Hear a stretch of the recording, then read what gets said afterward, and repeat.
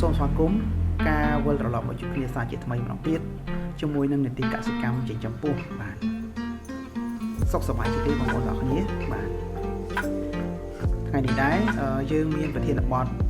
ថ្មីមួយយកមកចែករំលែកដល់បងប្អូនទាំងអស់គ្នាក៏ដូចជាពិភាក្សាជាមួយនឹងបងប្អូនទាំងអស់គ្នាយើងឃើញថាបងប្អូនប្រជាកសិករយើងគាត់ភាគច្រើនក៏មានបញ្ហាក្នុងការចិញ្ចឹមជ្រូកដែល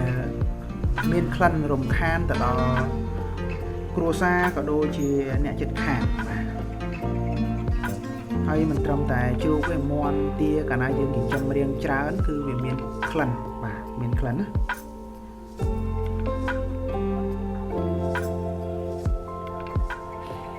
ចឹងតើធ្វើយ៉ាងម៉េចដើម្បីបំបត្តិក្លិននៃការចិញ្ចឹមជ្រូកមាន់ទារបស់កសិករយើងបាទថ្ងៃនេះ Channel កសិកម្មចិញ្ចឹមពោះយើងខ្ញុំមានកិត្តិយសបានយកវិធីសាស្ត្រឬក៏គេហៅថាដំណោះស្រាយដ៏ងាយស្រួលមួយសម្រាប់បងប្អូនប្រជាកសិករយើងក្នុងការចិញ្ចឹមមាន់ចិញ្ចឹមទាចិញ្ចឹមជ្រូកបាទប្រកបដោយសុវត្ថិភាពទាក់ទងនឹងការបំបត្តិក្លិនបាទជាពិសេសគឺការចិញ្ចឹមនឹងមិនមានផលរំខានទៅដល់ក្រុមគ្រួសារឬមួយក៏អ្នកជិតខាងរបស់កសិករយើងទេបាទ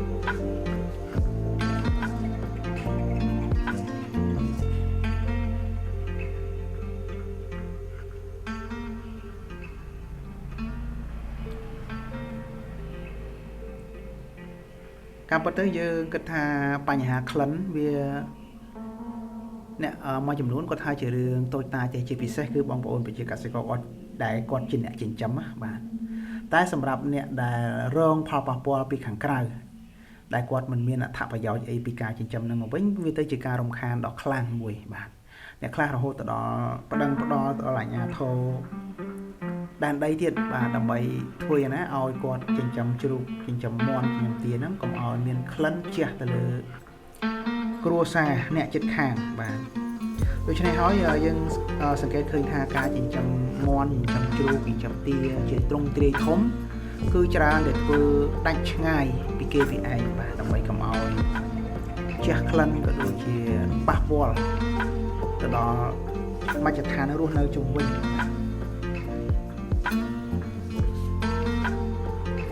បាទហើយថ្ងៃនេះដែរខ្ញុំក៏បាននាំយកដំណោះស្រាយមួយមកចែករំលែកដល់បងប្អូនអរគ្នាសង្ឃឹមថាដំណោះស្រាយនេះនឹងជួយជាប្រយោជន៍បាទទៅដល់បងប្អូនដែលគាត់ចូលចិត្តចិញ្ចឹមជ្រូកចិញ្ចឹមមាន់និងទាបាទវិធីងាយបាទបងប្អូនអរគ្នាចាប់ដើមយកអង្ករបាទអង្ករដាំបាយហូបរាល់ថ្ងៃហ្នឹងយកទៅដាំបាយឲ្យឆ្អិនបាទដាំបាយឆ្អិនបន្ទាប់មកបងប្អូនយកស្ករត្នោតបាទយកស្ករត្នោតឬក៏ស្កររងូតបាទស្ករឲ្យទុកយូរខែថ្ងៃហ្នឹងយើងយកមកធ្វើជាសារធាតុផ្សំនៅក្នុង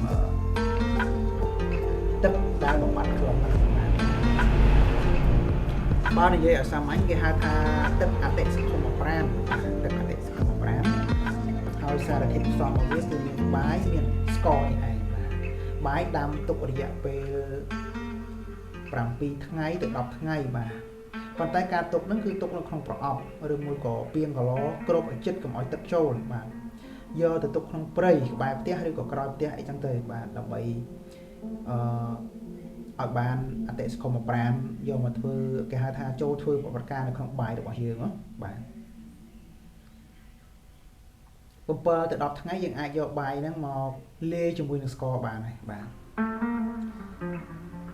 លាយហើយគឺអាចប្រើបានតែម្ដងបងប្អូននេះបាទប៉ុន្តែមុននឹងលាយគឺយើងត្រូវថ្លឹងសិនបាទបរិមាណបាយផ្អាប់របស់យើងហ្នឹងបើ1គីឡូស្ករ1គីឡូដែរស្ករត្នោតណាបងប្អូននេះបាទវាអាស្រ័យទៅលើបងប្អូនទាំងគ្នាដែលចង់បានបាយតិចឬក៏ច្រើនចង់បានច្រើនយើងដាំបាយឲ្យច្រើនដែរមកផ្អាប់វាបានច្រើនទៅបើបាយ3គីឡូស្ករ3គីឡូដែរបាទយកមកបាច់លាយគ្នាមកឲ្យវល់ចូលសាច់មួយបាទ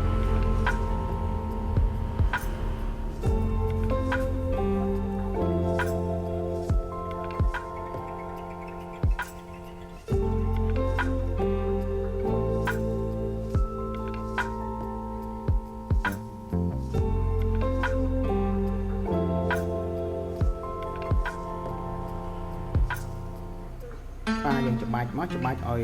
បានសពល្អបន្ទាប់ពីនោះហើយយើងយកទឹកច្រោះបាទយកទឹកច្រោះការច្រោះនេះទៀតសោតបងប្អូនអាចច្រោះជា2ដំណាក់កាលក៏បាន3ក៏បានដែរសំខាន់ឲ្យបានសារធាតុដែលតូចល្អិតបំផុតបាទបានហើយយើងច្រោះយកអាការស្ករកាបាយដែលនៅធំហ្នឹងយកចេញបាទយកចេញទុកតែទឹកស្ករទឹកបាយដែលនៅតូចដែលយើងត្រូវយកទៅបាញ់កុំឲ្យវាស្ទះបាទវាស្ទះរុនដែលយើងបាញ់បាទធម្មតាយើងបាញ់យើងមានធុងមិនអញ្ចឹងបងប្អូនទាំងគ្នាធុងបាទធុងដែលគេលក់នៅលើទីផ្សារហ្នឹងបងប្អូនចង់បានតូចក៏បានធំក៏បានដែរយកមកលាយបាញ់ទៅបាទដោយយើង1ស្លាបព្រាបាទ1ស្លាបព្រាហ្នឹងគឺយើងអាចដាក់ទឹក10លីត្រចូលបាទហើយបាញ់ទៅលើលាមកជ្រូកមាន់ទាឬមួយក៏បាញ់ក្នុងបរិវេណទ្រុងទាំងមូលតែម្ដងក៏បានដែរបងប្អូននេះបាទ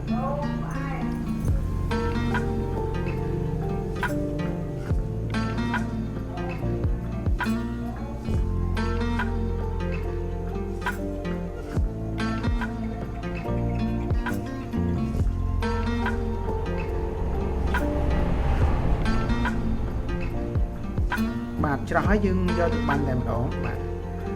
ហើយគួរបញ្ជាក់ផងដែរថាការទុក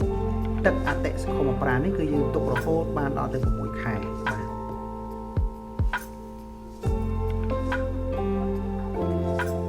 ហើយសម្រាប់ទឹកអតិសង្គមប្រាណនេះបើយើងគិតទៅបាញ់ទៅលើទ្រុងជ្រូកទ្រុងមាន់ដែលយើងមានការចិញ្ចឹមបែបធម្មជាតិបាទបែបធម្មជាតិបើសម្រាប់ទ្រុងជ្រូកវិញគឺយើងអត់ក្រាលបាតទេបងប្អូនទាំងគ្នាអត់ចាក់សាបនៅបាតទ្រុងទេបាទទ្រុងគឺដីលាយជាមួយនឹងអង្កាមឬមួយក៏កំទេចកំទីស្លឹកឈើស្លឹកព្រៃបាទដែលយើងអាចរកបានងាយបាទយកមកដាក់ចូលនៅក្នុងទ្រុងជ្រូករបស់យើងមកហើយនឹងមានលាយនៅអំបិលបាយចំការយើងហ្នឹងបាទយកមកលាយមកសម្រាប់ទ្រុងមេបាទឧទាហរណ៍2x5បាទទំហំទ្រុងចឹងវា10ម៉ែត្រការ៉េទ្រុងនេះគឺយើងត្រូវលាយអំបិល5គីឡូក្រាមបាទដោយសារទ្រុងមេគឺយើងប្រើយូរបាទរហូតដល់ទៅអាចទៅដល់5ឆ្នាំបានយើងស្ដារបាតទ្រុងនឹងចេញចឹងប្រើយូរយើងប្រើបរិមាណអំបិលក៏ច្រើនដែរបាទហើយបន្ទាប់ពីនោះយើងបើសិនជាយើងលាយជាស្រទាប់អង្កាមបាទយើងលាយជាស្រទាប់លាយអំបិលផងសារធាតុស្លឹកឈើស្លឹកព្រៃឬមួយក៏អង្កាមនឹងផងបាទលាយរហូតមកបាទរហូតដល់អស់បាទអស់ហើយយើងបាញ់ទឹកអតិសង្គមប្រាណពីលើមកទុកចោលរយៈពេល7ដល់10ថ្ងៃយើងអាចប្រើបានហើយបាទហើយវាចូលធ្វើប្រតិកម្មនៅក្នុងទ្រុងជ្រូកយើងយ៉ាងពេញលេញហ្នឹងបាទក្លិននៅក្នុងទ្រុងគឺបាត់តែម្ដងធម្មតាយើងលាយកាមលាយស្លឹកឈើស្លឹកព្រៃវាមានក្លិនរបស់វាដែរដូច្នេះយើងទុករយៈពេល7ដល់10ថ្ងៃទៅយើងអាចដាក់ជ្រូកឬក៏មាន់ទាបានបាទ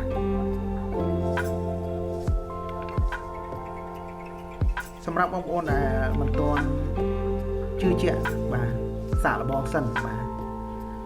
ធម្មតាភាគច្រើនគឺប្រជាកសិករយើងគាត់មិនជឿទេបាទគាត់ថាទ្រុងបែបនេះគឺវាកខ្វក់បាទដោយសារនេះជាការចិញ្ចឹមបែបបុរាណកសិករយើងតាំងពីបុរាណគឺគាត់ចិញ្ចឹមតែបែបហ្នឹងបាទគាត់ចងហើយគាត់ចងដាក់លើដីប៉ុន្តែអត់មានវិធីគេហៅថាធ្វើទឹកអតិសង្គមប្រាណសម្រាប់បាញ់បំបត្តិក្លិនទេបាទអត់មានទេគឺយើងគាត់តែចងនៅលើដីតែអត់មានបាញ់ទឹកឬមួយក៏បាច់អំបិលលើបរិវេណទ្រុងហ្នឹងទេបាទនេះគឺជាវិធីសាស្ត្រងាយបាទក្នុងការចិញ្ចឹមជ្រូកមាន់ទាដែលមិនមានក្លិនបាទស្ដាប់ទៅថាត្រឹមតែក្លិនជ្រូកមាន់ទាសោះមិនក៏មានការរំខានម្លេះបាទ ជាទូទៅកសិករដែលគាត់ជាអ្នកចិញ្ចឹមវាមានផលរំខានដូចគ្នាប៉ុន្តែគាត់មិនសូវជាត្អូញត្អែអីទេដោយសារផលដែលគាត់ទទួលបានពីការចិញ្ចឹមជ្រូកមាន់ទាហ្នឹងគឺជាលុយជាកាក់របស់គាត់ប៉ុន្តែសម្រាប់អ្នកចិត្តខាងអ្នកផ្សេងដែលគាត់ឆ្លងកាត់ទីឋានដែលមានការចិញ្ចឹមជ្រូកហ្នឹងគឺគាត់តែងតែខ្ទប់ចំហហើយគាត់អត់សប្បាយចិត្តជាមួយនឹងក្លិនហ្នឹងទេបាទអញ្ចឹងបើសិនជាបងប្អូនចង់ដោះស្រាយបញ្ហានេះគឺសាកល្បងធ្វើជាមួយនឹងវិធីសាស្ត្រនៃការធ្វើទឹកអតិសកលប្រាំជាមួយនឹងយើងខ្ញុំបាទនឹងជួយដោះស្រាយបញ្ហានេះបាទរហូតដល់ពួកគាត់ដែលធ្លាប់ឆ្លងកាត់នឹងអាចនឹងបាត់ក្លិននេះគាត់ឆ្ងល់ថាប្រហែលជាគេលែងចិញ្ចឹមជ្រូកឬក៏មាន់ទាអីហើយទើបលែងមានក្លិន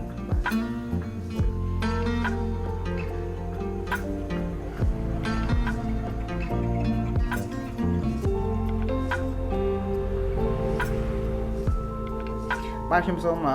សង្ខេបឡើងវិញពីវិធីសាស្ត្រនៃការធ្វើទឹកអតិសកលប្រាណសម្រាប់បាញ់ទៅលើទ្រុងជ្រូកទ្រុងមាន់ទ្រុងទាបាទដើម្បីបំបត្តិក្លិននៅក្នុងទ្រុងទាំងអស់នេះបាទបងប្អូនអាចទី1ត្រូវយកអង្ករទៅដាំបាយទៅបាទដាំបាយឲ្យឆ្អិនរួចហើយយើងដួសបាយដាក់នៅក្នុងប្រអប់បិទជិតមួយបាទហើយយកទៅទុកនៅក្នុងព្រៃឬក៏កប់ក្នុងព្រៃបាទធ្វើយ៉ាងណាកុំឲ្យជ្រាបទឹកឬក៏លិចទឹកចូលរហូតដល់7ទៅ10ថ្ងៃបងប្អូនយកបាយហ្នឹងមកលាយជាមួយនឹងស្ករបាទស្ករត្នោតហើយការលាយនេះគឺយើងថ្លឹងបាទថ្លឹងវាឲ្យស្មើគ្នាមកបាយ1គីឡូស្ករ1គីឡូដែរកាលណាយើងលាយហើយយើងអាចយកទៅបាញ់ទៅលើទ្រុងជ្រូកទ្រុងមាន់ទ្រុងទាបានតែម្ដងហើយបងប្អូនចាំសង្កេតចាំស្រង់ក្លិនមើលបាទថាតើទ្រុងជ្រូកទ្រុងមាន់ទ្រុងទារបស់បងប្អូនហ្នឹងមានក្លិនស្អុយដូចមុនដែរឬទេបាទនេះជាការពិសោធន៍បាទធម្មតាបើយើងមិនពិសោធន៍យើងអត់ដឹងទេយើងនៅតែប្រកែកថាមិនដែលទេមិនអាចទេអញ្ចឹងគឺវាអត់អាចទេតើតែយើងសាកធ្វើសិន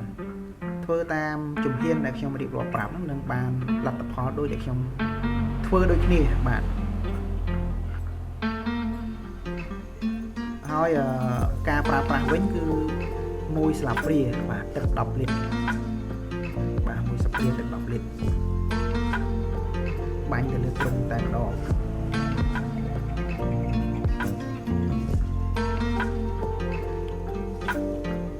ហើយខ្ញុំក៏សូមចែករំលែកបន្ថែមទៀតបាទតកតងទៅនឹងការចិញ្ចឹមជ្រូកសង្ខេបឡើងវិញបាទតកតងទៅនឹងការចិញ្ចឹមជ្រូកបែបគ្មានក្លិនណាការចិញ្ចឹមជ្រូកបែបធម្មជាតិប៉ុន្តែគ្មានក្លិនបាទអត់មានក្លិនទេខ្ញុំនិយាយពីការចិញ្ចឹមជ្រូកមេយកកូនចុះបាទបងប្អូនទាំងអស់គ្នាមានមេជ្រូកប្រមាណក៏ដោយដាក់ទ្រុងដោយឡែកពីគ្នាមកទ្រុងមួយទំហំសម្រាប់ជ្រូកមេគឺ2គុណនឹង5បាទវាទលាយងាយស្រួលក្នុងការធ្វើចលនាឲ្យមេជ្រូកយើងមានសុខភាពល្អបរិយាកាសក៏ល្អហើយចំពោះសារធាតុដែលយើងដាក់នៅក្នុងទ្រុងហ្នឹងគឺមានដីមានអង្កាមស្លឹកឈើស្លឹកគ្រៃអំបិលដាក់លាយជាស្រទាប់បាទដាក់ជាស្រទាប់មកហើយអំបិលសម្រាប់ទ្រុងមេនេះគឺ5គីឡូក្រាមបងប្អូនគ្នា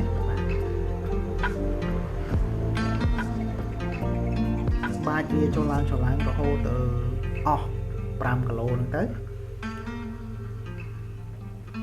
យើងយកទឹកអតិសកលប្រាណហ្នឹងមកបាញ់ពីលើទ្រុងនេះតែម្ដងទុករយៈពេល7ថ្ងៃទៅ10ថ្ងៃអាចយកមេជ្រូកមកដាក់លើទ្រុងនឹងបានហើយបាទ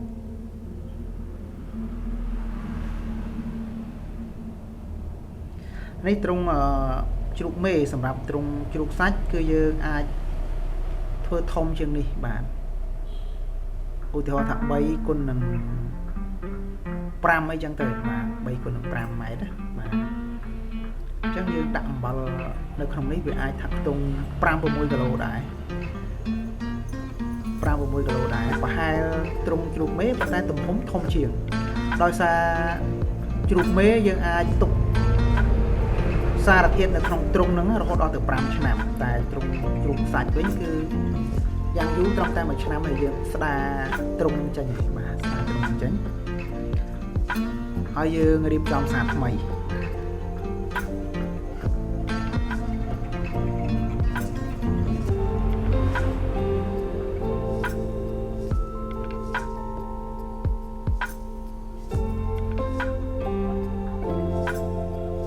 បាទបទពិសោធន៍ងាយស្រួលបាទដើម្បីកាត់បន្ថយការចំណាយ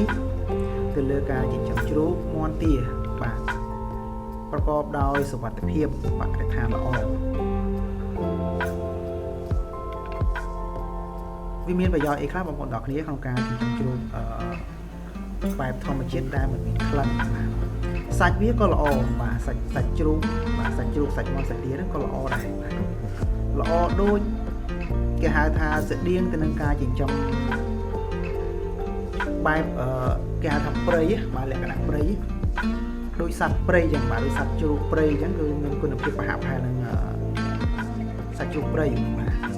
នេះតាមការអះអាងបទពិសោធន៍របស់កសិករដែលគាត់ធ្លាប់មានបទពិសោធន៍បាទគាត់ចែករំលែកមកបាទតែបើសម្រាប់ខ្ញុំបទពិសោធន៍របស់ខ្ញុំគឺចិញ្ចឹមបែបនេះគឺมันមានក្លិនបាទអត់មានក្លិនទេបាទអ្វីដែលច្បាស់ជាងគេគឺពិតជាគ្មានក្លិនមែនបាទហើយជ្រូកគឺសុខសប្បាយធម្មតាហើយយើងមិនចាំបាច់ចាក់វ៉ាក់សាំងទេបាទការចិញ្ចឹមបែបនេះបាទ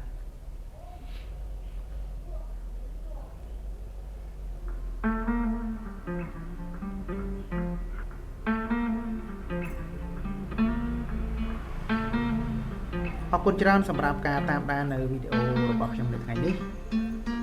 សង្ឃឹមថាបងប្អូនទាំងអស់គ្នានឹងទទួលបាននូវបទពិសោធន៍ថ្មីហើយសម្រាប់បងប្អូនដែលគាត់ដឹងហើយធ្វើបានហើយបាទសូមអធិស្ឋានផងដែរបាទ